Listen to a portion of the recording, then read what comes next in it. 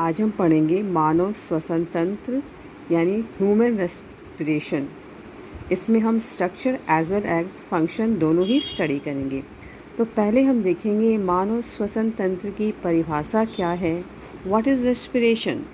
हम कह सकते हैं श्वसन यानी मानव श्वसन एक जटिल जैविक रासायनिक प्रक्रम है, एक कम्प्लेक्स केमिकल प्रोसेस है जिसमें कि कार्बनिक पदार्थों का स्टेप वाइज चरणबद्ध तरीके से ऑक्सीडेशन होता है।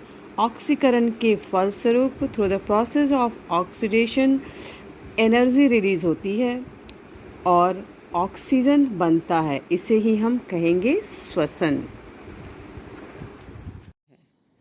प्रत्येक जीव को जीवित रहने के लिए ऑक्सीजन की ज़रूरत पड़ती है, क्योंकि ऑक्सीजन ही हमारे द्वारा खाए गए भोजन को, हमने जो भी खाद्य पदार्थ भोजन में लिया है उसका ऑक्सीडेशन करके through the process of oxidation हमें एनर्जी प्रोवाइड करता है, ऊर्जा हमें प्राप्त होती है। इस प्रोसेस में ऑक्सीजन का ब्लड में मिलना तथा कार्बन डाइऑक्साइड का बॉडी से बाहर निकलना शामिल होता है। ब्लड के द्वारा ही oxygen each and every cells तक पहुंच जाता है। हम देखेंगे कि श्वसन के अलग अलग प्रोसेस क्या हैं। In the presence of oxygen हमें क्या प्रोडक्ट मिलता है, एब्सेंस ऑफ ऑक्सीजन में जब श्वसन होता है तो क्या प्रोडक्ट मिलता है, या फिर ऑक्सीजन के अभाव में क्या। एक आपको डायग्राम दिखाया जा रहा है अलग सा, उसमें हम देखेंगे तीनों प्रोसेस में किस तरह से श्वसन हो रहा है। तो ये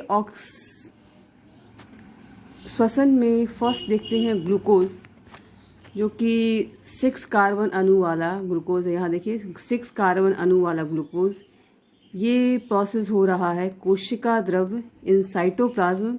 ये टूट रहा है 3 कार्बन अणु वाले पायरुवेट में, प्लस ऊर्जा भी हमें प्राप्त हो रही है। तो पहला प्रोसेस हम देख रहे हैं ऑक्सीजन की अनुपस्थिति, यानी in the absence of oxygen.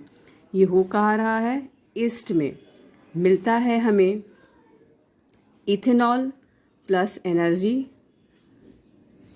Plus CO2 यानी कार्बन डाइऑक्साइड। एनर्जी कितनी मिल रही है हमें, 28 किलो कैलोरी एनर्जी रिलीज़ हो रही है, जो कि आपका श्वसन हो रहा है ऑक्सीजन के एब्सेंस में। नेक्स्ट हम देख रहे हैं ऑक्सीजन के अभाव में। तो ये ऑक्सीजन के अभाव में रेस्पिरेशन हो रहा है इन आवर मसल्स, पेशी कोशिकाओं में।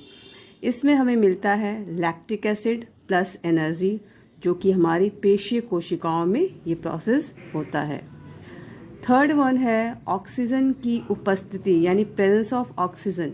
ये प्रोसेस हम देख रहे हैं माइटोकॉन्ड्रिया में हो रहा है, और हमें प्रोडक्ट क्या मिल रहा है, कार्बन डाइऑक्साइड प्लस वाटर, और एनर्जी रिलीज़ हो रही है। और यहाँ पर एनर्जी रिलीज़ होगी 25 किलो कैलोरी। तो यहाँ हमने देखा किस तरह से श्वसन हो रहा है ऑक्सीजन के एब्सेंस में, ऑक्सीजन के प्रेजेंस में और ऑक्सीजन के अभाव में। अब हम आ रहे हैं श्वसन की एक एक पार्ट जो कि इंक्लूडेड है इस रेस्पिरेशन में, उसके पार्ट्स को स्टडी करेंगे, उसके बाद इसके फंक्शंस को। तो ह्यूमन रेस्पिरेटरी सिस्टम कई ऑर्गन से मिलकर के बना होगा, जैसा कि हम डायग्राम में देख रहे हैं डिफरेंट ऑर्गन यहाँ पर इंक्लूड हैं। तो हम ऐसे एग्जांपल यदि ले रहे हैं एक एक करके, तो हमें देख रहे हैं पर में nose, nasal cavity, nasal passage, mouth cavity, larynx, pharynx, trachea, lungs, ribs, diaphragm, bronchi, bronchioles, ये सारे ऑर्गन्स इंक्लूड हैं हमारे श्वसन तंत्र में। तो फर्स्ट ऑफ ऑल हम नोज़ को स्टडी कर रहे हैं। यहाँ पर आपका नोज़ है, नोज़ को स्टडी कर रहे हैं। तो नोज़ पैसेज में, नेसल पैसेज में एक मेम्ब्रेन पाया जाएगा जिसे हम कहेंगे म्यूकस मेम्ब्रेन। ये mucus membrane each and every day, प्रतिदिन कम से कम 1/2 लीटर ये म्यूकस का सेक्रेशन होता है, बहाव होता है। और म्यूकस ही शरीर में धूल कण, बैक्टीरिया, माइक्रोब्स को शरीर में हमारी इंटर करने से रोकता है। यदि इस म्यूकस का सेक्रेशन नहीं हो, बहाव ना हो, तो जितने भी डस्ट पार्टिकल हैं एयर के साथ आते हैं, ये सारे डस्ट पार्टिकल हमारे लंग्स तक जाएंगे। नेक्स्ट है हमारा फेरिंग्स। फेरिंग्स अकेला ऐसा पार्ट है जहाँ एयर और फूड दोनों ही आते हैं। इसके बाद एयर और फूड का पाइप अलग अलग हो जाता है। यहाँ से देखेंगे एयर और फूड का पाइप इसके बाद अलग डिफरेंट हो जाएगा। नेक्स्ट हमारा है लैरिंग्स।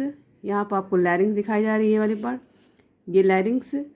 तो लैरिंग्स के बारे में थोड़ा सा हम स्टडी कर लें पहले। लैरिंग्स फेरिंग्स तथा ट्रैकिया को जोड़ता है। ये लैरिंग्स है, इसके ऊपर फेरिंग्स होगी, और यहाँ जो ट्रैकिया है ये लैरिंग्स दोनों फेरिंग्स और ट्रैकिया को जोड़ने का काम कर रहा है। लैरिंग्स के अंदर देखेंगे वोकल कॉर्ड होता है। क्या होता है? Vocal cord. और वोकल कॉर्ड के ऊपर से जब एयर का तेज फ्लो होगा या वाइब्रेट करने लगता है और इससे अलग अलग प्रकार के साउंड प्रोड्यूस होंगे। जब ये वोकल कॉर्ड तेज़ वायु के फ्लो से वाइब्रेट करेगा तो अलग अलग प्रकार के साउंड का क्रिएशन होगा। लैरिंग्स के प्रवेश द्वार पर एक पतला लीफ के समान वल्व आपको दिखेगा। ये जो लैरिंग्स है यहाँ पर आपको लीफ के समान जो वल्व दिखेगा पतला सा, उसे हम एपिग्लॉटिस के नाम से जानते हैं। जब कुछ निगलना होता है तो यह एपिग्लॉटिस ट्रैकिया के द्वार को बंद कर देता है, जिससे फूड ट्रैकिया में इंटर नहीं कर पाता। इसके बाद हम आ जा रहे हैं ट्रैकिया यानी फूड पाइप। अब ये हमारा ट्रैकिया आगे चल कर के दो पार्ट्स में डिवाइडेड हो रहा है, जिसे हम ब्रोंकाई कहेंगे। देखिए यहाँ पर दिखाया गया ये ट्रैकिया दो पार्ट्स में यहाँ पर डिवाइड हो रहा है और एक एक पार्ट दोनों ही लंग्स में इंटर कर रहा है। ट्रैकिया लैरिंग्स से आगे चलकर ट्रैकिया कैविटी में इंटर करता है और ये ट्रैकिया, ये जहाँ ट्रैकिया देख रहे हैं, इसकी लंबाई होगी यहाँ से यहाँ तक। ट्रैकिया की लंबाई 10 to 11 सेंटीमीटर। और ट्रैकिया के वाल पर ये जो लाइनिंग दिखाई जा रही है ये है आपका रिंग्स ऑफ कार्टिलेज। और रिंग्स ऑफ कार्टिलेज की संख्या होगी 16 से 20 यानी 16 to 20 rings of cartilage present होता है, जिसका काम ट्रैकिया को सिकुड़ने से बचाने का है।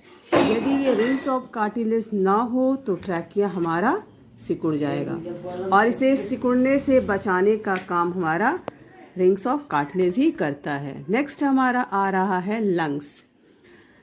ये लंग्स रिब केज के थॉरिक्स कैविटी में सुरक्षित रहता है।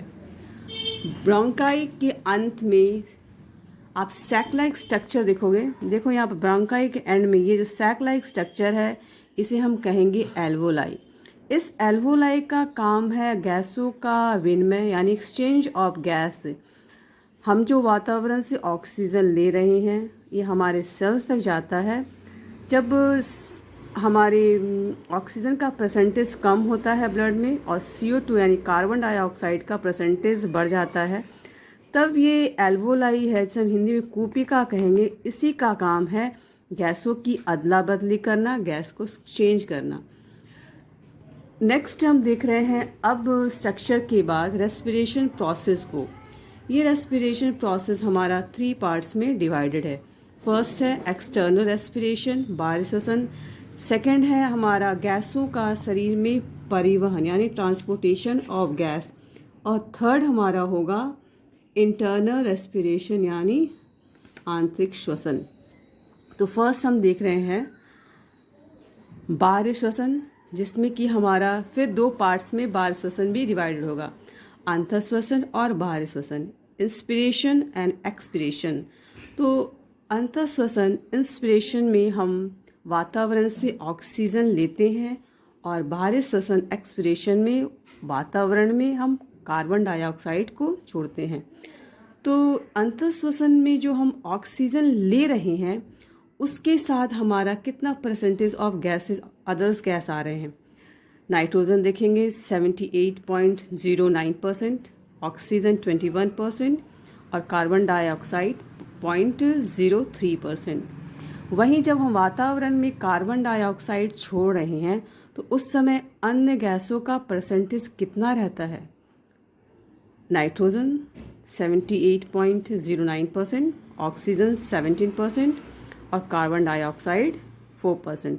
तो दोनों ही केसेस में inspiration as well as in expiration में नाइट्रोजन का परसेंटेज बिल्कुल सेम होगा, जो कि 78.09% होगा। नेक्स्ट हम देख रहे हैं ट्रांसपोर्टेशन ऑफ गैसेज, यानी गैसों का शरीर में परिवहन। ऑक्सीजन का लंग से शरीर के सभी सेल्स तक पहुंचना तथा कार्बन डाइऑक्साइड का लंग तक पुनः वापस आने की ही प्रोसेस को हम ट्रांसपोर्टेशन ऑफ गैसेस यानी गैसों का शरीर में परिवहन कहेंगे। ऑक्सीजन का ट्रांसपोर्टेशन ब्लड में पाए जाने वाले हीमोग्लोबिन के द्वारा हो रहा है। तो ऑक्सीजन का ट्रांसपोर्टेशन किसके द्वारा हो रहा है? ब्लड में पाए जाने वाले हीमोग्लोबिन के द्वारा हो रहा है। CO2 का ट्रांसपोर्टेशन हम देखेंगे ये 3 तरह से होता है।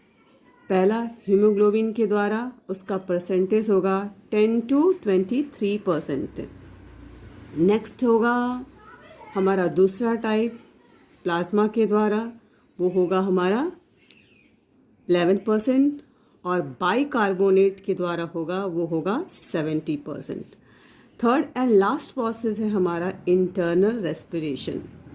ये इंटरनल रेस्पिरेशन में किस प्रकार हो रहा है? भोजन के डाइजेशन के बाद हमें ग्लूकोज मिलता है। जब भी जो हम भोजन कर रहे हैं उसके डाइजेशन के बाद ही हमें ग्लूकोज मिलता है, जो ब्लड की सहायता से कोशिका सेल्स तक ये पहुंचता है।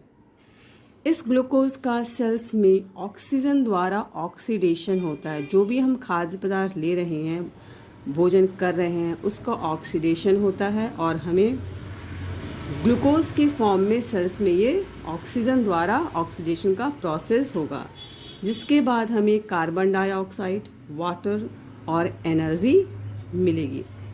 इस प्रोसेस को ही हम सेलुलर रेस्पिरेशन या कोशिकीय श्वसन कहेंगे। ये था हमारा structure as well as function of respiration. Thank you.